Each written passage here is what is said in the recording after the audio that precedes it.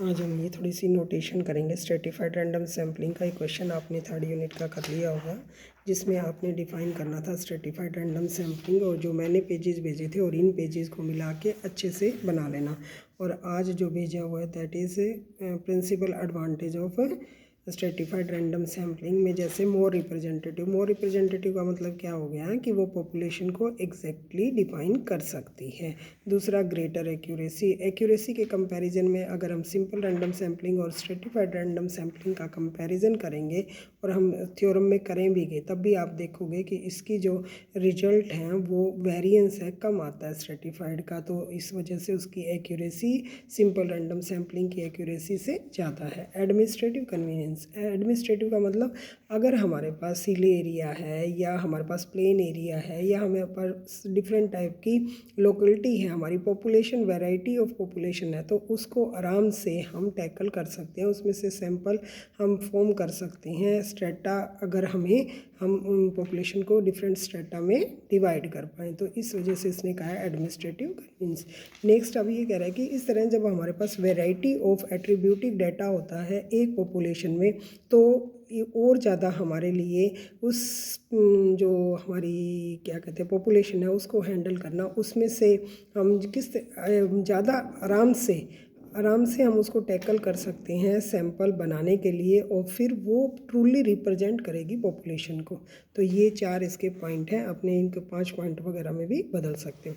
अब आप ये देखो, जब मैंने पहले भी बताया था कि आपको कि जब हम स्ट्रेटिफाइड रैंडम सैम्पलिंग कर रहे हैं तो समझो कि n है, n को समझो हमने क्या किया, n1 n2 स्ट्रेटा में डिवाइड कर दिया। तो i from 1 to k use होता है स्ट्रेटा के लिए। i का मतलब आई यहाँ पर कितना गया, i फ्रॉम 1 to 2 का मतलब ये, इसको हम समीशन ni ऐसे डिनोट करते हैं, और ये हमारे पास n हो जाएगा। यहाँ अगर मेरे पास 50 है और यहाँ मेरे पास 80 है, समझो 130 है ये, तो ये दोनों मिलाएंगे तो ये हमारे पास पूरे कंप्लीट पॉपुलेशन हो जाएगी। डिफरेंट ग्रुप को अगर हम जोड़ेंगे तो ये नोटेशन एक बार बुक में से देखो, के be the number of strata, ठीक हो गया। तो यहाँ से n1 n2 n3 जो हमारे पास डिक्शनरी वाले थे उसमें हमने 4 में डिस्ट्रीब्यूट कर रखा था। नंबर ऑफ कॉलेज जैसे 2 थे, 2 स्ट्रेटा में हम ऐसे कितने भी स्ट्रेटा में हम कर सकते हैं। अब हमारे पास n किसके बराबर आ जाएगा, जब हम n1 n2 सारे जोड़ देंगे, ठीक है ना, कंप्लीट पॉपुलेशन बनेगी। सिमिलरली अगर हमारे पास ni का मतलब क्या है, सिंपल रैंडम सैम्पलिंग अप्लाई करके ith स्ट्रेटम है, ये है सैम्पल साइज़, ठीक है।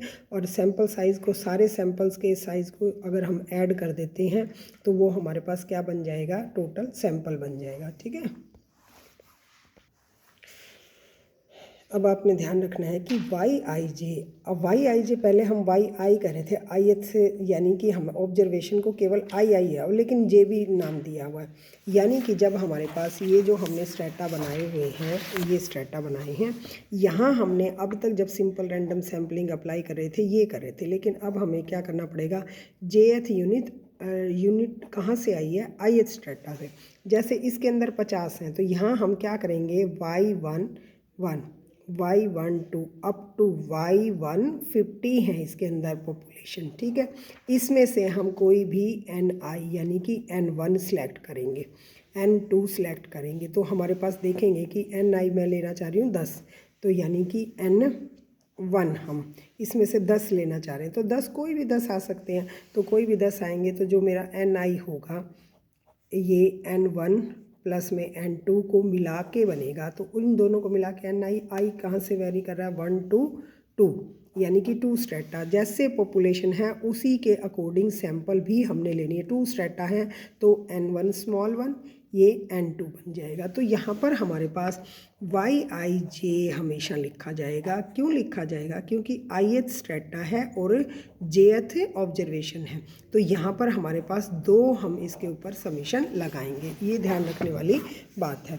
तो यहाँ ये देखो दिखा रखा है YIJ J from 1 to NI पहले वाले ग्रुप में से है, यानी कि, और दूसरा वाला हमारे पास I from 1 to K, J for unit के लिए है और K फॉर स्ट्रेटा के लिए है। अब N जो हमारे पास है, यानी इसका क्या मतलब है, इसका मतलब है कि हमारे एक स्ट्रेटम, 2 स्ट्रेटम, I वेरी कर रहा है, कितने स्ट्रेटम, जितना भी स्ट्रेटम है 4 बनाए हैं, स्ट्रेटा का मतलब ग्रुप, ठीक है ना। तो इसको हम बोलेंगे पॉपुलेशन फ्रॉम द ith। और टोटल पॉपुलेशन कैसे हो जाएगी, NI 1 है प्लस में NI 2 है, तो इन दोनों को जोड़ देंगे तो हमारे पास टोटल पॉपुलेशन का मीन बनेगा। ठीक है ना। तो अब ये देखो NI से हमने डिवाइड करा, I फ्रॉम 1 to K है, YIJ यहाँ ये देखो I है तो NI से करा, IJ वेरी करवाया हमने। ठीक है, I फ्रॉम 1 to K ये। सिमिलरली यहाँ पर हमारे पास J फ्रॉम 1 to NI होना चाहिए, K नहीं होना चाहिए, यहाँ इसमें रॉन्ग लिखा हुआ है। अब इसके बाद देखो कैपिटल NY, ये तो पता लग गया आपको, जब यहाँ से I वगैरह नहीं है तो इसका मतलब पूरी पॉपुलेशन का है। तो पूरी पॉपुलेशन का है तो यहाँ पर हमारे पास क्या लगेंगे, 2 हमारे पास समीशन आएंगे, YIJ by N, I from 1 to K हो गया। इसको हमने क्या नाम दिया, ये जो हमारा J वेरी कर रहा था NI से, तो इसको हमने NI इंटू में NI कर दिया। ठीक है, NI का बार मीन, इसके साथ हमने Jth वाले जोड़ दिए, Ith वाले रख दिए। तो ये जो कैपिटल NI बाय N है, इसको हमने प्रपोर्शन का नाम दिया है PI। ठीक है, NI बाय PI। तो ये जैसे पहले वाले का प्रपोर्शन, दूसरे वाले का, ऐसे सबको जोड़ेंगे तब जाके हमारे पास पॉपुलेशन का मीन बनेगा। 2 ग्रुप हैं तो 2 ग्रुप में, अब जैसे यहाँ पर हमने मीन निकालना है, यहाँ हमें y निकालना है, तो ये हमारे पास कैसे आ जाएगा, ये आएगा summation PI bar by NI बार। तो यहाँ पर प्रोपोर्शन का मतलब क्या हो गया कि जैसे ये देखो, ये मैंने बताया था आपको N और N, यानी कि NI बाई N।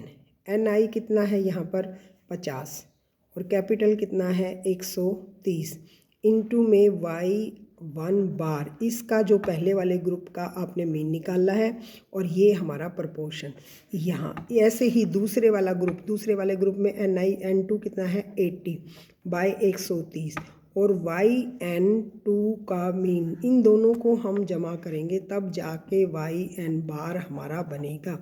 पहले ग्रुप का प्रपोर्शन मल्टीप्लाई हो गया दूसरे का, तो यही तो कर रखा है बेटे। PI का मतलब पहले वाले ग्रुप N1 बाई N है ना, पहले ग्रुप का मीन, उसी तरह से दूसरे, इन दोनों को ऐड करा तब जाके हमारे पास क्या है, पॉपुलेशन का। कैपिटल है तो पॉपुलेशन का। सिमिलरली हम इसमें और क्या ले सकते हैं, इसको हम वेट बोलते हैं कि वेट का मतलब जैसे हमारे पास वेटेड मीन होता है, तो ये प्रोपोर्शनल, अगर बड़ा स्ट्रेटा है तो बड़ा आ जाएगा, छोटा है तो उसी के प्रोपोर्शनल छोटी वैल्यू आ जाएगी।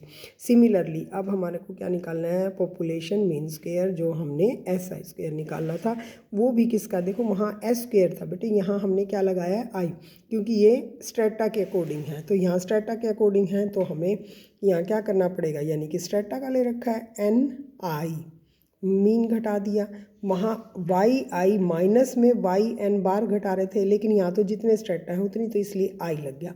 और J फ्रॉम 1 to NI, यानी कि यूनिट पे वर्क कर रहा है। यूनिट कितनी है, 50 पहले की, दूसरे की 30 है, 40 है, ऐसे जैसे वेरी करती है ना यूनिट। यहाँ यूनिट कितनी है, पहले वाले ग्रुप में तो 50 है, दूसरे ग्रुप में 80 हैं, तो ये उसी तरह से J फ्रॉम पहले के अनुसार चलेंगी, दूसरे के अनुसार J फ्रॉम, यानी कि J हमारे पास यूनिट के अनुसार, इसलिए यूनिट वाइज ये हमारा क्या है, वेरी करेगा। तो स्ट्रेटा तो ये दिखा रहा है I है ना, तो ये हमारे पास पॉपुलेशन मीन हो गया 1 बाई NI। स्ट्रेटा का है तो वहाँ पर N-1 लिख रहे थे हम सिंपल रैंडम सैम्पलिंग में, यहाँ क्या हो जाएगा I। बस अब ये समझ लो कि सिंपल रैंडम सैम्पलिंग हमने इस पे लगाई थी, लेकिन यहाँ पर हमने किस पे लगानी है, इस ग्रुप पे लगानी है, इस ग्रुप पे लगानी है, और अगर मैंने ग्रुप और भी कर दिए तो 3 पे लगा, अलग अलग हमने सिंपल रैंडम सैम्पलिंग अप्लाई करनी है। तो ये डायरेक्ट इसको डील नहीं कर रहे हैं, हम इसको डील कर रहे हैं, इस वजह से एक ये जो हमारा समीशन एक्स्ट्रा आ गया है। ठीक है, अब यहाँ पर सिमिलरली हमारे पास YIJ, अगर हम कैपिटल पॉपुलेशन के लिए रहे हैं तो ये हमारे पास किसके लिए है, सैंपल यूनिट का है। और NI स्मॉल NI, यानी कि हमारे जो स्ट्रेटा हैं उनमें से जो हमने ith स्ट्रेटम से मीन लिया है वो इससे को डिनोट करेंगे। तो यहाँ पर SI स्क्वायर स्मॉल क्या हो जाएगा, ऐसे ये सारी चीज़ें स्मॉल हो जाएंगी, है ना। तो सिमिलरली अब हमारे पास जो इम्पोर्टेंट है वो क्या चीज़ है कि हम मीन कैसे कैसे दिखा सकते हैं। अब हम सिंपल मीन तो हम ये दिखाते होते हैं, पहले वाले स्ट्रेटा का मीन जोड़ा, दूसरे वाले का प्रोपोर्शनल जोड़ा, तो ये जाके हमारे पास किसका बन गया, सैम्पल मीन बन गया। लेकिन ये सैम्पल मीन तो मेरे स्ट्रेटा का तो नहीं बने, टोटल का तो नहीं बना। तो टोटल का बनाने के लिए हमारे पास स्ट्रेटिफाइड रैंडम सैम्पलिंग का मीन बनाने के लिए हमें कैपिटल PI यानी कि ये PI चाहिए हर एक स्ट्रेटम। ये वाला ये है, ये चीज़, ये देखो ये यूज़ कर रहे हैं NI/N IST। ये तो एक स्ट्रेटा का, ये थोड़ा सा कंफ्यूजिंग है, ये ध्यान रखना। ये तो स्ट्रेटिफाइड रैंडम सैम्पलिंग का भी तो मीन होना चाहिए ना, और ये सिंपल रैंडम सैम्पलिंग के अकॉर्डिंग है, ये सैम्पल वैल्यू का है और ये पॉपुलेशन से रिलेट है। बड़े वाला सैम्पल साइज है 80/130 हम करेंगे, दूसरे वाले का है 50/130। हम ऐसे करके फिर हर एक स्ट्रेटम का निकाल के ऐड करके उसी के अकॉर्डिंग उसका वेट आएगा, ठीक है ना, और फिर ये जाके हमारी वैल्यू आएंगी। नेक्स्ट हमारे पास है यहाँ इसने कहा है कि हमारे पास अगर 2 एस्टीमेट ऑफ पॉपुलेशन मीन आए, वो आइडेंटिकल हो, ये तो अलग है, ये प्रोपोर्शनल वैल्यूज़ हम कैसे लेंगे स्ट्रेटा, ये अलग चीज़ है। एक बार आप पहले नोटेशन को ध्यान से एक बार याद कर लीजिए कि यहाँ पर कैसे वेरी की है। वैसे तो ये एग्जाम्पल से ज़्यादा बेटर वे से आपको समझ आना चाहिए। उसके बाद ये आप याद करोगे कि यहाँ पर आपका बाकी तो बिल्कुल आसान हो जाएगा। पहले वाली थ्योरम ही हम देखो, पहले वाली थ्योरम हमने मीन को अनबायस्ड दिखाया था, तो यहाँ पर हम YST यानी कि जो स्ट्रेटिफाइड रैंडम सैम्पलिंग का मीन है वो भी अनबायस्ड होता है, तो वो भी सिंपल रैंडम सैम्पलिंग पे बेस्ड होगा। तो ये आपको जो हमने थर्ड थ्योरम करी थी वो अप्लाई कर देंगे, लेकिन पहले आपको ये वाला होना चाहिए YST क्या है, YST = NI/N YNI/R। आज आप ये एक बार याद कर लो, कल फिर हम थ्योरम करेंगे।